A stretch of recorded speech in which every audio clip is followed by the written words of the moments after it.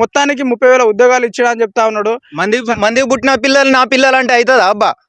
అవుతుందా? అంటే ఎవరు ఇచ్చిన మరి 30,000 ఉద్యోగాలు? బీఆర్ఎస్ ప్రభుత్వం ఉన్నప్పుడు ఇచ్చిందే.